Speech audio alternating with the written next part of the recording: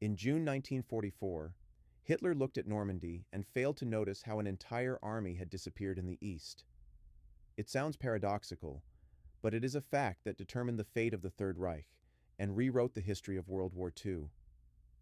While German generals in Berlin were analyzing the Allied landings in France, an event far greater in scale than the events in Normandy was unfolding in the vast expanses of Belarus. Operation Bagration, codenamed Operation Bagration by Soviet marshals, was beginning, and it was destined to be the final fatal blow to the German armies in the east. The history of war is replete with offensives, breakthroughs, and victories. But what happens in the summer of 1944 in the east will be unlike anything that has come before. It will not be a heroic dash by a handful of soldiers. It will be the mechanical, cold, mathematically calculated destruction of an entire army. And most importantly, it will be completely unexpected for the Germans. Despite the experience of 3 years of war, despite intelligence, despite the warnings of experienced generals, the German command will make a strategic mistake that will cost them 500,000 casualties and the complete loss of control over Eastern Europe. The Eastern Front in 1944 was a line stretching for thousands of kilometers, where every kilometer was soaked in blood, every trench spoke of thousands of dead, every city bore the scars of battle. After the catastrophe at Stalingrad and the defeat at Kursk, German commanders began to understand that the Soviet machine had not simply recovered, it was becoming increasingly sophisticated, increasingly powerful, increasingly inexorable. And yet, they made an unforgivable mistake. They underestimated the enemy. The German command mistakenly believed that the next major Soviet offensive would be aimed at the Lviv region in southern Ukraine. All intelligence and all sources of information pointed in that direction. The disinformation, spread with professional skill by the Soviet security services, worked perfectly. The Germans were expecting a strike where none would come. They were preparing a defense in one direction, while Soviet troops were massing elsewhere. And when the attack came, it came not as a single blow, but from 4 directions at once, tearing the German defenses to shreds. In the summer of 1944, the Eastern Front resembled a fragile structure that only seemed solid at first glance. The German Army Center, commanded by General Busch, was stretched for hundreds of kilometers, its morale shattered, its experienced officers killed in previous battles, and its replacements consisting primarily of young recruits and troops from Germany's allies, Romanians, Hungarians, and Italians, who were not eager to die for the Führer. The Luftwaffe was almost entirely diverted to the west, where the Allies were gaining strength. Tank reserves were minimal. Communications and command were intermittent. The infrastructure behind the front had been devastated by Soviet airstrikes. It seemed the German machine that had struck the USSR with such force 3 years earlier was no longer the same. But the Soviet command understood that the enemy could not be underestimated. Even a weakened German army remained a dangerous adversary. Therefore, Operation Bagration was planned with the meticulousness inherent only to the Soviet military school. Every tank was accounted for. Every regiment was calculated. Every minute of artillery preparation was calculated. This was not just an attack. It was a machine created for one purpose: the complete and utter destruction of the enemy in this sector of the front.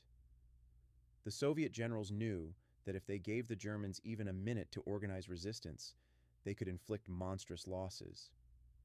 Therefore, the plan was designed to prevent the Germans from getting that minute, to paralyze their command, to disrupt their communications, to cut off their units from one another, to ensure that the logic of the front collapsed in the first hours of the offensive. And then came June 1944. Columns began to move through the streets of Soviet cities and villages, in camps and barracks, at airfields and ports. Tanks, trucks, artillery, millions of people, all of them moving west. An entire nation had risen and marched to victory. History, it seemed, was clenching its fists for the final decisive blow. And the German generals, focused on Normandy, had no idea that behind their lines, in the east, an apocalypse was brewing. They didn't know that Army Center had exactly 4 weeks left to live. They didn't know that in the summer of 1944, the East would become the site of the complete collapse of German hopes. They simply didn't know. After Stalingrad, the Soviet state was finally convinced of one thing: the German machine could be broken. This was a huge psychological victory, because in 1941, the German military machine seemed invincible. Organization, discipline, technology, strategy, all seemed perfect. But at Stalingrad, this machine cracked.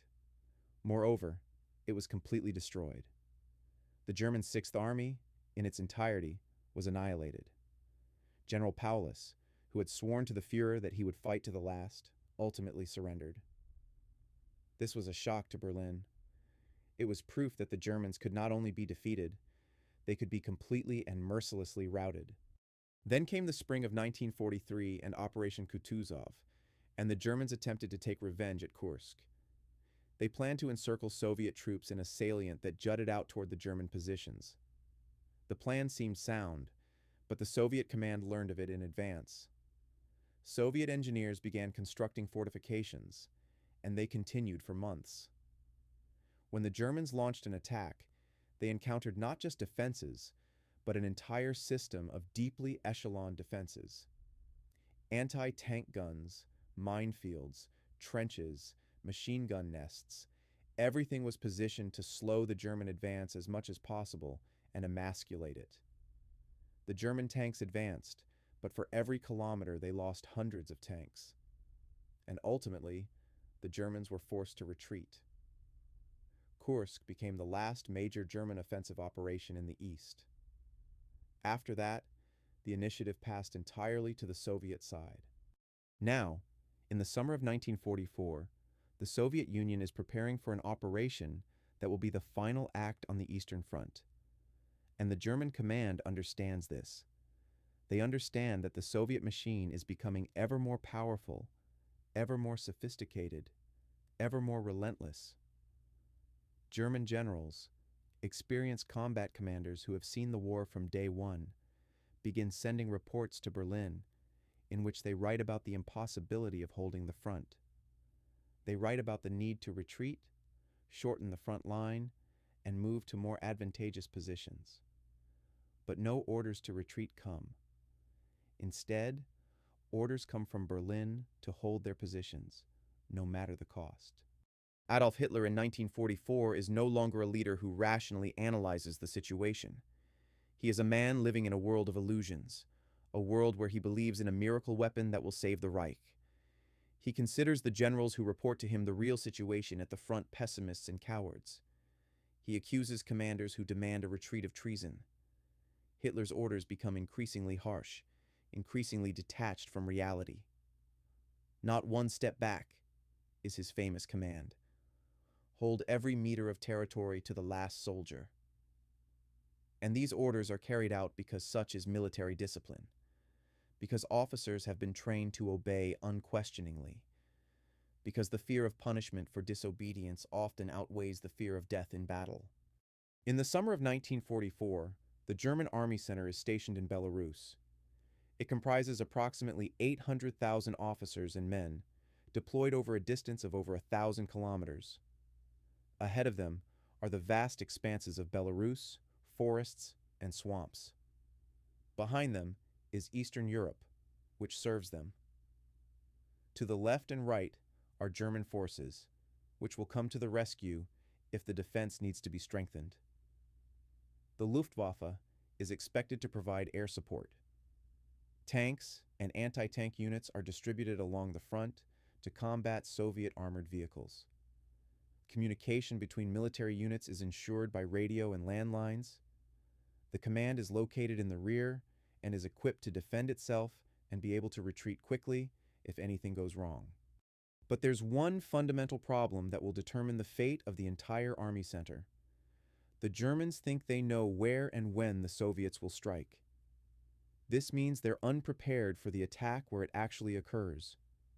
German intelligence has provided command with information that the main Soviet offensive is expected to occur in the south, toward Lvov. Consequently, the main forces are being directed there, the main reserves are concentrated there, and reinforcements are being sent there. Army Center, in this logic, is a secondary sector of the front, relegated to simply holding the line, not expecting major attacks. And this mistake, this fundamental misjudgment of the situation, will cost the Germans 500,000 men. The Soviet command, especially Marshal Ivan Stalin, was well aware that the Germans were expecting a strike in the south, and they decided to exploit this enemy mistake. Soviet state security agencies launched a massive disinformation campaign. False orders, false intelligence, false troop movements. All this was aimed at convincing the German command that the main attack would come right there, in the Lvov region. And the Germans believed it. Their intelligence, which had been quite effective at the beginning of the war, was now virtually blinded by Soviet disinformation. The Luftwaffe, which had previously been able to observe Soviet troop movements from the air, was now almost entirely occupied with fighting in the west and could not monitor the eastern sector of the front. And reports from Soviet partisans, who were becoming increasingly active behind German lines, were contradictory and did not provide a clear picture of where the offensive was being prepared. As a result, the German command was preparing for an attack that wouldn't occur where they expected it. Their main forces, their main reserves, and their main anti-tank defense systems were deployed incorrectly. This meant that when the Soviet attack actually came, the Germans would be unprepared. They would be paralyzed, confused, and unable to make the right decision quickly. And in this confusion, this chaos, this inability to adequately respond to the Soviet offensive, lies the tragedy of Army Center. By the summer of 1944, history had already written its verdict. Army Center ceases to exist. Operation Bagration was not a random name. The Soviet command chose it in honor of Pyotr Ivanovich Bagration, a Georgian military leader and hero of the 1812 war against Napoleon, a general who commanded an army and died a heroic death on the battlefield at Borodino. It was a symbolic choice, as the Soviet leadership wanted to draw a parallel between the war against Napoleon and the war against Hitler. Both enemies came from the West, both were stopped by the Russian people, and both were defeated on Soviet soil. And now, in 1944, as Soviet troops prepared for the operation that would finally break the German front in the east, Bagration's name rang out like a call to history, a reminder that the Russian people had defeated enemies before and would triumph again. Planning for Operation Bagration began in March 1944. It was coordinated by the marshals of the Soviet Union, the highest echelon of military power. Ivan Sergeyevich Konev commanded the First Ukrainian Front. Georgy Konstantinovich Zhukov, the chief coordinator of the Supreme High Command, oversaw the overall offensive strategy. Ivan Danilovich Chernyakovsky commanded the Third Belarusian Front. Konstantin Konstantinovich Rokossovsky commanded the First Belarusian Front. Alexander Ivanovich Eremenko commanded the Fourth Ukrainian Front. Ivan Kristoforovich Bagramyan commanded the First Baltic Front. These were men who had been through the war from day one, who had witnessed both defeats and victories, who understood modern warfare, and who knew how to organize an offensive spanning thousands of kilometers. Each of them was a commander of the highest caliber, and each brought their own experience, their own perspective, and their own ideas to the planning of the operation. The plans for Operation Bagration were drawn up with a meticulousness that seemed incomprehensible to the Germans. Every tank, every truck, every gun, every regiment, every battalion, everything was calculated, everything was included in the overall plan of the operation. The Soviet General Staff, which after the war would be considered one of the finest military staffs in history, carried out a tremendous amount of work organizing the offensive. Maps, diagrams, troop movement schedules, an artillery barrage schedule, an Air Force deployment plan, and diagrams of coordination between the fronts were prepared. All of this was documented, all of it printed as orders and directives. Officers at headquarters studied these orders and prepared their units to carry out the assigned tasks. And all of this was done in strict secrecy because the Soviet command understood that if the Germans learned of the nature of the upcoming offensive, they would be able to take countermeasures. The concealment of the impending offensive was one of the most ambitious disinformation operations in the history of warfare. The Soviet command understood they couldn't conceal the offensive itself. Too many troops were moving. Too much equipment was being concentrated at the front. But they could conceal the direction of the main attack. They could misdirect the Germans' attention. They could create the impression that the offensive would occur where it wouldn't. And Operation Maskirovka was carried out with 100% effectiveness. On the front where the offensive was to begin, troop movements were minimal. Everything was done to ensure that German observers saw a continuation of conventional trench warfare. Partisans controlling the German rear were ordered to increase their activity elsewhere, distracting German intelligence. False orders, disseminated by Soviet security agencies through agents within the German command, indicated that the main attack would be in the south. Radio transmissions intercepted by German radio operators were orchestrated to create the impression that Soviet troops were concentrating in an entirely different location. Even the Soviet soldiers involved in the operation didn't know until the last moment where they would advance. They were told one thing, shown maps of one area, and then, once the offensive had already begun, they were given new orders outlining the true direction of attack. By June 1944, a huge group of Soviet troops had been amassed on the sector of the front where the offensive was to begin. The 1st Belarusian Front, under the command of Marshal Rokossovsky, had 2,300,000 men. This was more than the population of a large city. There were over 5,000 tanks and 36,000 artillery pieces. This was the most powerful group on the front, an armada designed to crush the German defenses. In addition to the 1st Belarusian Front, the 3rd Belarusian Front, under Chernyakhovsky, with an army of 1,400,000 men. The 2nd Belarusian Front, under Eremenko, with an army of 900,000 men. And the 1st Baltic Front, under Bagration, advancing northward. In the end, Operation Bagration involved approximately 4 million Soviet soldiers and officers. It was the most powerful troop contingent Eastern Europe had ever seen. Tanks, aircraft, artillery, all in quantities that the Germans thought were unimaginable. Soviet industry, despite the war, despite the devastation, despite the famine, operated at full capacity. Over 3 years of war, the Soviet Union learned to produce weapons and equipment on an industrial scale. And all these weapons, all this equipment, all these masses of people were concentrated at the front lines for one purpose: to defeat the German army center. The artillery barrage that was to precede the offensive was planned as one of the most powerful artillery barrages in the history of warfare. 36,000 synchronized guns would rain down a massive amount of shells and mortars on the German positions. The earth would tremble. The sky would be covered in smoke. The German trenches would be razed to the ground. Communications would be severed. Command would be paralyzed. And in this chaos, in this inferno of fire and metal, the Soviet troops would advance, sweeping away the remnants of the German defenses. June 22nd, 1944, a date that resonates like a symbol of historical justice. Exactly 3 years ago, on this day, German troops crossed the Soviet border and launched Operation Barbarossa, the greatest act of aggression in the history of warfare.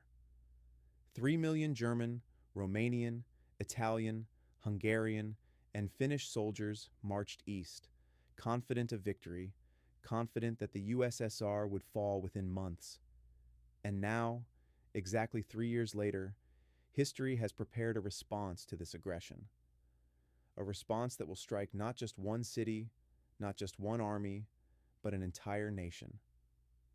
The Soviet Union, which had bled for 3 years, will launch a counterattack. And the day the defeat of Army Center begins is the day the war against the USSR began. On the night of June 23, 1944, an artillery barrage began along the entire front from the Baltic to the Ukrainian border. This was no ordinary shelling. It was a magical symphony of destruction that lasted 2 hours. 2 hours during which 36,000 Soviet guns, ranging in caliber from 45mm anti-tank guns to the heaviest 305mm howitzers, rained fire and metal down on German positions. German soldiers, sheltering in trenches and bunkers, heard the earth beneath them tremble, the sky above them transform into a hellish firestorm. The shells fell so thickly that the ground literally turned over. Trenches collapsed. Trees were cut down like matchsticks. People lost consciousness from nearby explosions. A German officer, who was in a trench during the artillery barrage, would later write in his diary, "It was the end of the world. It was God's punishment. It seemed as if the whole world was collapsing. We didn't know if we would survive, if tomorrow would come or not." Another German soldier, writing a letter home, would note, "This has never happened before. Not in Poland, not in France, not even at Kursk. It was endless. It was death falling from the sky." Indeed, the Soviet artillery barrage at Bagration was something like an apocalypse, technologically brought to life. During the artillery barrage, the Soviet command coordinated the strikes, directing artillery to hit the most important targets. Enemy pillboxes and machine gun nests were shelled directly. Command posts were bombed from the air by Soviet aircraft. Supply lines and reserves located behind the German lines were also subjected to constant attacks. Communication between the German command and the forward units was severed. General Busch, commander of Army Center, sat in his command post, unaware of what was happening at the front. Reports were fragmentary, incomplete, and often out of date. Command was virtually paralyzed. When, after 2 hours of artillery preparation, the artillery fire suddenly died down, it wasn't a relief for the Germans, but a signal for worse to come. Because at that moment, while the smoke hadn't yet cleared, while the ground still trembled from nearby explosions, while the German soldiers, stunned and shaken, tried to comprehend what was happening, Soviet infantrymen emerged from the artillery smoke. Waves of Soviet soldiers, organized into battalions and companies, launched an attack. They marched across the scarred ground, through shell craters, through the ruins of German trenches, through the remnants of barbed wire entanglements torn apart by artillery. And although the German machine guns were still functioning, although the anti-tank guns were still trying to hold back the Soviet advance, the first day was a disaster for the Germans. Soviet T-34 tanks, considered among the best tanks of the war, tore through the German defenses. Their armor was thicker than most German tanks. Their guns were more powerful. Their speed allowed them to maneuver on the battlefield. German anti-tank crews tried to stop them, but in the chaos of the first day, this was extremely difficult. Soviet tanks, often working closely with infantry, advanced, widening the gaps in the German defenses. The Luftwaffe, which was supposed to provide air support to the German forces, practically did not appear. Soviet aviation commanded the air, flying sorties, bombing German positions, destroying supply columns, and intercepting German fighters. By the end of the first day of Operation Bagration, it became clear that the Soviet offensive was not at all what the Germans had expected. This was not a limited offensive like those that had come before. This was an offensive on 4 fronts simultaneously. It was an offensive with enormous depth, involving millions of men, using all branches of the armed forces. German commanders began sending reports to Berlin that the situation was catastrophic. They asked for permission to retreat, asked for reserves, asked for support. But orders from Berlin did not come. Or if they did, they were orders to hold their positions, not retreat, and fight to the last. General Busch, commander of the army center, telegraphed Berlin, "The army can no longer hold the front. We must retreat to new defensive lines, or we will be encircled and destroyed." But his order, which sounded like a plea for help, was rejected. Instead, Hitler issued an order that called for holding every inch of the territory occupied. Not one step back. This order, often issued by Hitler, was now issued for the army center. And this meant one thing: the army was doomed. Because against millions of Soviet soldiers, against tanks, against artillery, the army center simply could not hold the front line. Its only chance was a retreat, an organized retreat, during which some of the troops would be saved. But this retreat would not happen. The Soviet offensive did not proceed in a straight line, but rather according to a strategy devised in advance by the Soviet command. The plan was simple, yet deadly. Launch simultaneous attacks on 4 fronts, break the enemy's front, and then, with converging attacks, encircle and destroy the German forces. This was a classic deep operation strategy, developed by Soviet theorists back in the 1920s.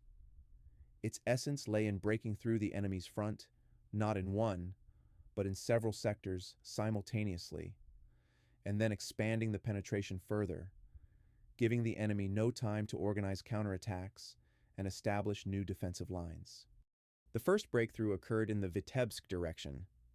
Soviet troops of the Third Belarusian Front, commanded by General Chernyakhovsky, confronted the German Third Army Corps, which was defending positions near Vitebsk. The German units attempted to resist, but the Soviet attack was so powerful that the German defense collapsed within hours. Soviet tanks and mechanized units penetrated deep into the German defenses, threatening to encircle the entire German garrison in Vitebsk. General Korfes, commander of the German force, understood that the only chance of survival was an immediate retreat. But there was no order to retreat. Instead, the order was, "Hold Vitebsk to the last man." The outcome was predictable. Continuing their offensive, Soviet forces encircled the German group. The 30,000 German soldiers defending Vitebsk found themselves trapped, encircled on all sides by Soviet forces. They couldn't retreat because Soviet tanks were behind them. They couldn't receive outside help because the German command couldn't organize a breakout. They were left with 3 options: surrender, attempt to break through the Soviet encirclement, or die in the trenches. Most chose the third option. When Soviet troops entered the city, they found ruins, corpses, and the mutilated bodies of German soldiers. Of the 30,000 people encircled in Vitebsk, less than 1,000 survived. A second cauldron was forming near Orsha. Soviet troops of the Third Belarusian Front, building on their success, advanced with incredible speed. German reserves, attempting to regroup and establish a new defensive line, were unable to keep up with the Soviet advance. The German units disintegrated, lost contact with their command, and had no idea where to retreat or how to organize their defense. And in this chaos, this confusion, this paranoia, the German group near Orsha found itself encircled. Again, 30,000 German soldiers, again orders to hold their positions, again the impossibility of retreating or receiving assistance. The third cauldron was forming near Mogilev. The German Fourth Army, commanded by General Tippelskirch, was defending the area. The army was quite strong and had good positions, but these positions proved useless against the Soviet advance. Soviet troops of the First Belarusian Front, advancing from the south, and the Third Belarusian Front, advancing from the north, began to converge, threatening encirclement. Tippelskirch realized the situation was critical and sent a request to Berlin for permission to retreat. The answer came in the form of Hitler's order to hold Mogilev and create Festungs, fortresses that were to resist to the last soldier, acting as anchors for the defensive line. Within a few days, the shape of the Soviet offensive became clear. It was a disaster for the German army center. Three pockets of encircled German troops, three attempts to hold their positions, three collapses of the German defense. The Army Center Command was practically paralyzed. General Bush, the Army commander, attempted to relocate headquarters because the previous location was threatened by the Soviet offensive. Radio communication with the forward units was constantly disrupted. Reports arrived hours after events had occurred. By the time the command learned of any event at the front, the situation had already changed dramatically. Soviet troops were approaching cities, encircling groups, and capturing territory with such speed that the German command simply couldn't react. When encountering resistance, Soviet troops simply outflanked German positions. This was a unique feature of Soviet tactics, which the Soviet command employed with great success. Instead of protracted assaults on fortified positions, Soviet troops attempted to outflank them, creating the threat of encirclement. The Germans, seeing themselves surrounded or in danger of being encircled, were forced to retreat, abandoning their positions. This accelerated the pace of the Soviet advance exponentially. Furthermore, the Soviet command actively utilized partisans operating behind German lines. In the forests and swamps of Belarus, partisan detachments attacked German supply columns, destroyed bridges, and blew up communication lines. This created additional difficulties for the German command, hindering the delivery of ammunition and food to the front, and exacerbating chaos and panic. German units surrounded or in danger of being surrounded were unable to obtain necessary supplies, ammunition, and reinforcements. All of this meant their fate was sealed.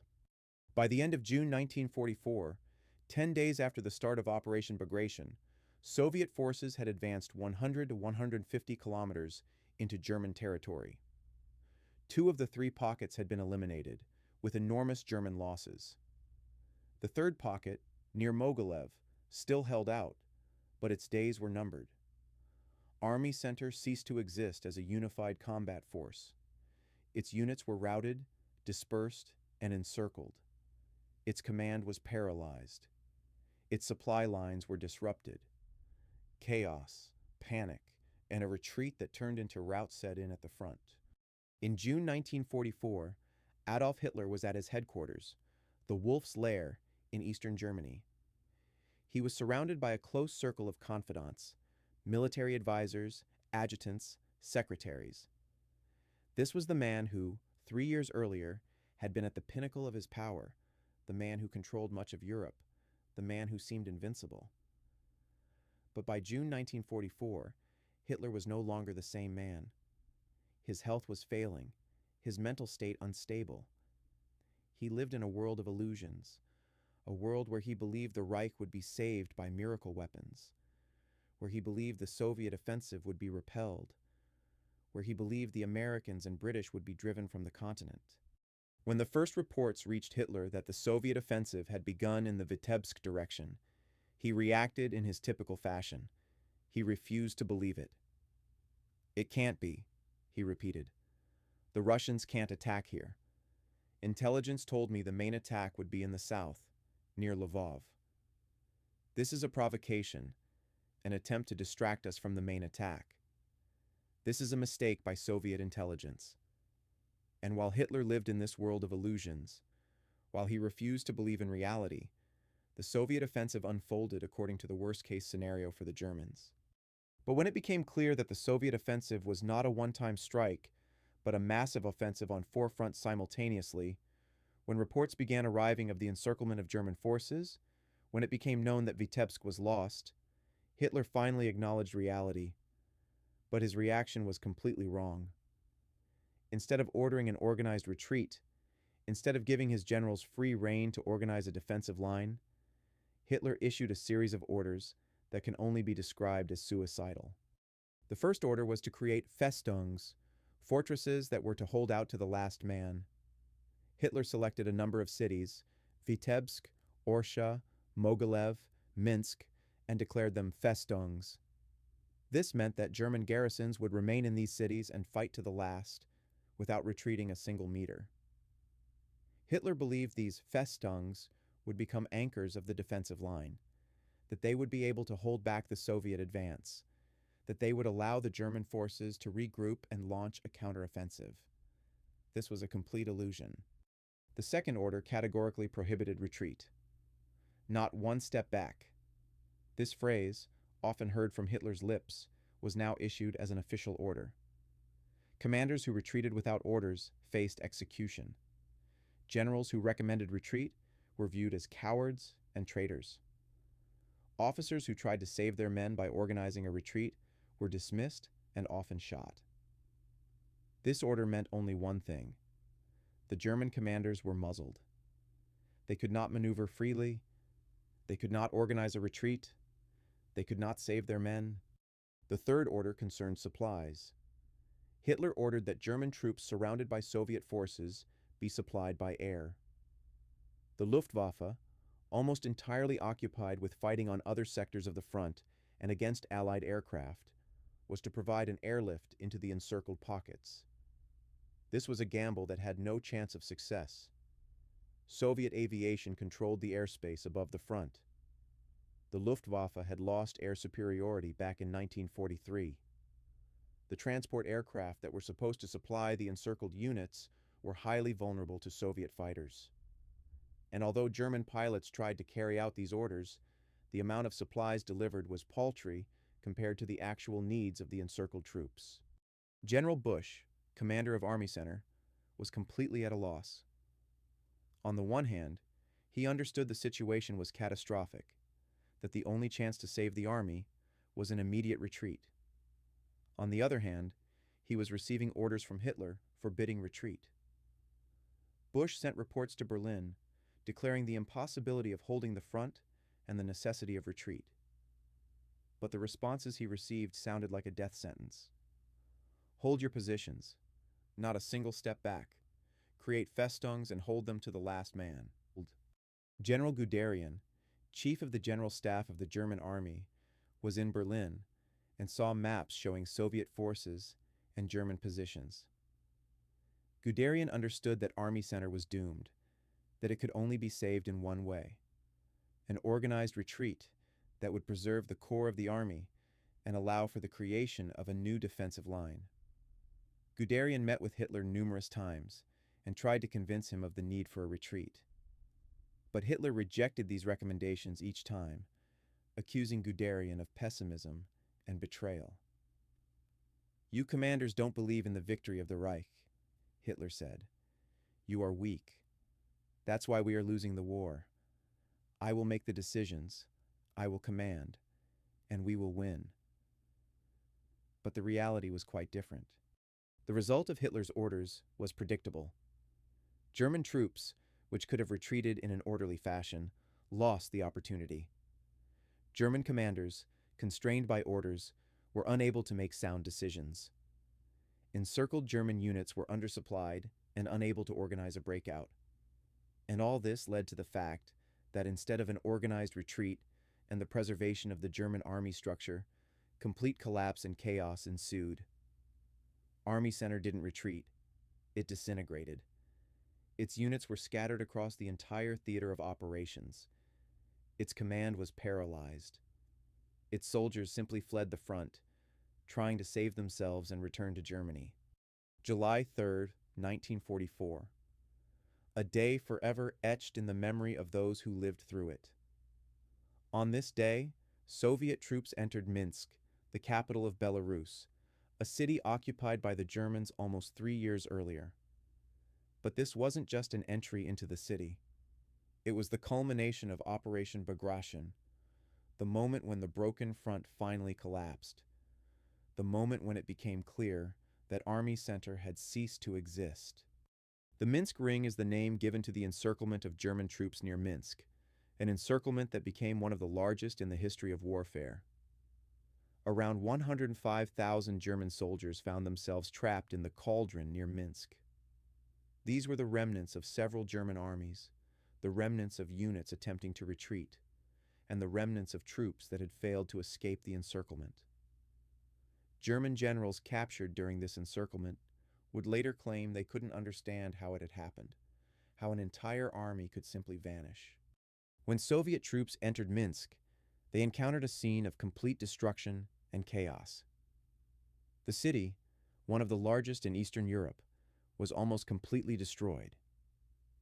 During their retreat, the Germans employed a scorched earth policy, burning everything that could be of use to Soviet troops.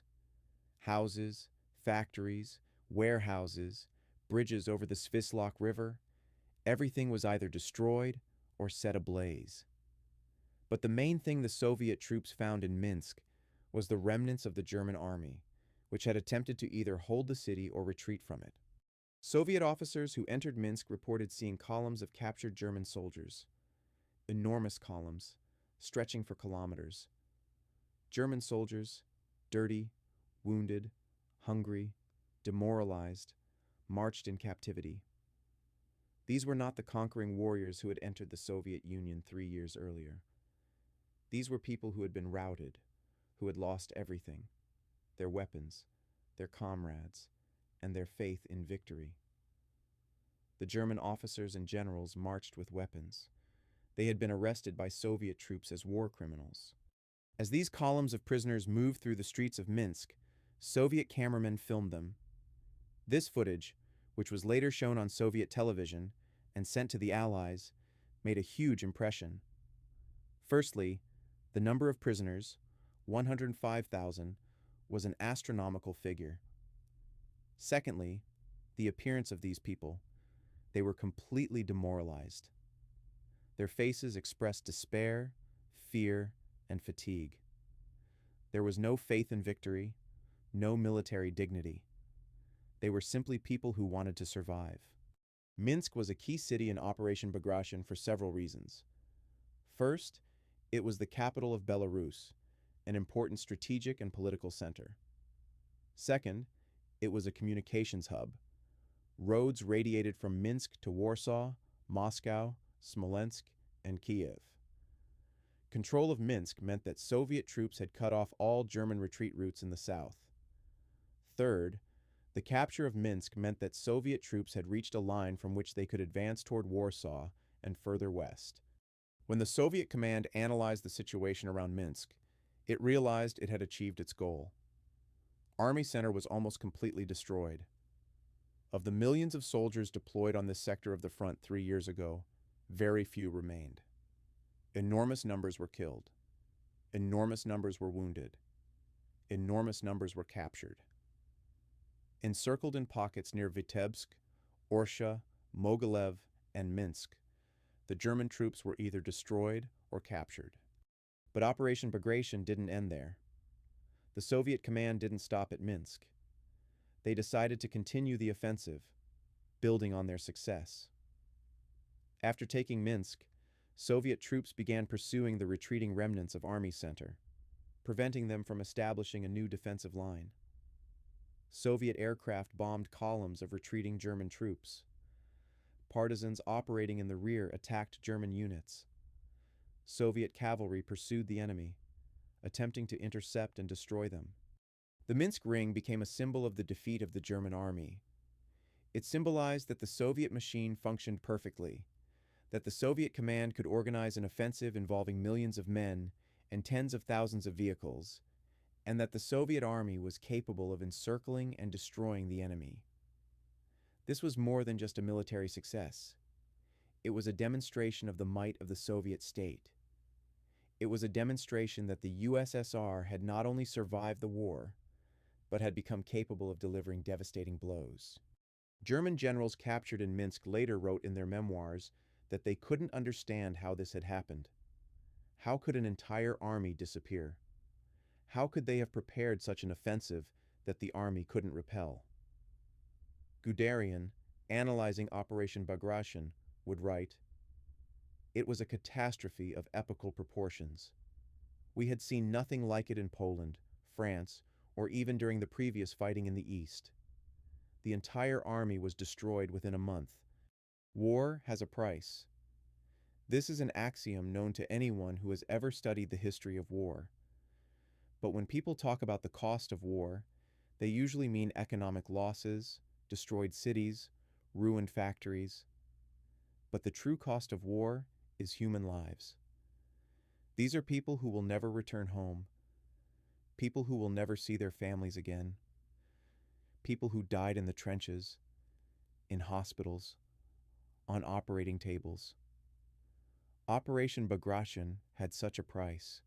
Soviet losses in Operation Bagration amounted to approximately 180,000 killed and wounded. This is a staggering figure. This means that of the 4 million Soviet soldiers who participated in the operation, 180,000 did not return home alive or returned disabled. This means that for every kilometer advanced, Soviet troops paid with hundreds, sometimes thousands, of lives. The Soviet command, which organized the operation, understood that the losses would be enormous. But they also understood that the price of defeat would be even higher. If the Soviet offensive had been repelled, if the Germans had succeeded in creating a new defensive line, the war in the East would have continued for many years, and Soviet losses would have been many times greater.